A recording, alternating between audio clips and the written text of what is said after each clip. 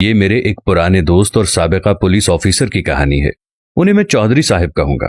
اس دن میں غلہ منڈی ننکانہ صاحب کے تھڑا ٹائپ ہوٹل پر دوپہر کا کھانا کھا رہا تھا تو یونیفارم پہنے سائیکل پر ایک پولیس سب انسپیکٹر تشریف لائے۔ میرے ساتھ ہی بیٹھ کر انہوں نے دال روٹی کا آرڈر دیا۔ کھانا کھایا، 1 پلیٹ دال چنا اور 3 روٹیوں کے لیے 18 روپے بل ادا کیا، سائیکل پکڑا اور واپس چلے گئے۔ دل خوش ہو گیا کہ کیسا سادہ بندہ ہے۔ باقی پولیس انسپیکٹرز تو کاروں پر آتے جاتے، بڑے ہوٹلوں سے کھانا کھاتے، لیکن یہ صاحب سائیکل پر آئے، تھڑے پر بیٹھے، دال روٹی کھائی اور چلے گئے۔ تب میرے آفس کے بالکل سامنے تھانہ سٹی ننکانہ صاحب ہوتا تھا۔ اگلے دن دوپہر کو دیکھا تو چودھری صاحب تھانے کے سامنے سڑک پر کھڑے تھے۔ مجھے پہچان کر ملنے آ گئے اور یہاں سے ہماری دوستی کی ابتدا ہو گئی۔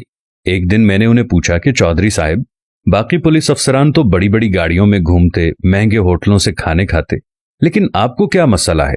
بولے کہ میں خالصتاً تنخواہ میں رہنے والا بندہ ہوں اور تنخواہ میں بس اتنا ہی ہو سکتا ہے۔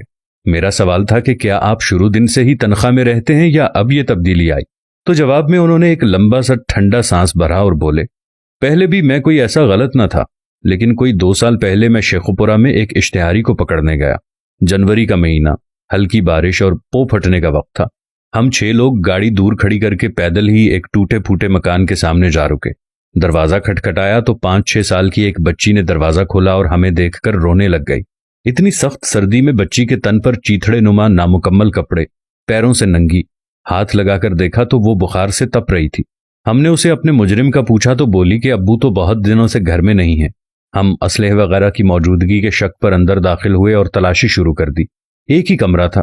بلب آن کرنے کا بولا تو پتہ چلا 6 ماہ سے بجلی کٹی ہوئی ہے۔ ٹارچ جلا کر دیکھا تو کمرے میں ایک طرف بغیر کمبل کے 70-75 سال کی نان سٹاپ کھانستی ایک بڑھیا، ساتھ دوسری چارپائی پر 25-26 سال کی ایک لڑکی اور 2-3 سال کے 2 بچے۔ سردی سے بچانے کی خاطر لڑکی نے اپنا دوپٹہ بچوں پر کیا ہوا تھا۔ پوچھا تو پتہ چلا کہ لڑکی اور بزرگ خاتون آپس میں ساس بہو ہیں۔ تب تک میرے اہلکار اس کمرے، چھت، صحن اور واش روم کی مکمل تلاشی لے چکے تھے۔ مجھے کوئی شک ہوا تو میں نے ایک اور پہلو سے خود تلاشی لینا شروع کر دی۔ ایک جگہ چھان ماری، آٹا، دال، نمک، مرچ، گھی، پیاز، کوئی ایسا نشان ہی نہ ملا کہ اس گھر میں کبھی کھانے کی کوئی چیز آئی ہو۔ اندازہ لگانے کی خاطر لڑکی سے پوچھا کہ بہن، ہم بغیر ناشتے کے آئے ہیں، ناشتہ تو کروا دو۔ تو جواب میں ساس بہو دونوں رونے لگ پڑی۔ لڑکی بولی کہ گھر میں 500 روپیہ تھا، چند دن پہلے یونیفارم میں ایک بندہ آیا اور ڈرا دھمکا کر وہ بھی لے گیا۔ اب 2 دن سے ہم لوگ بھوکے ہیں، تینوں بچوں اور اماں کو شدید بخار ہے، پتہ نہیں موت کب آئے گی۔ یہ بات سن کر میں نے اس بہن کی گود میں موجود بچوں پر غور کیا۔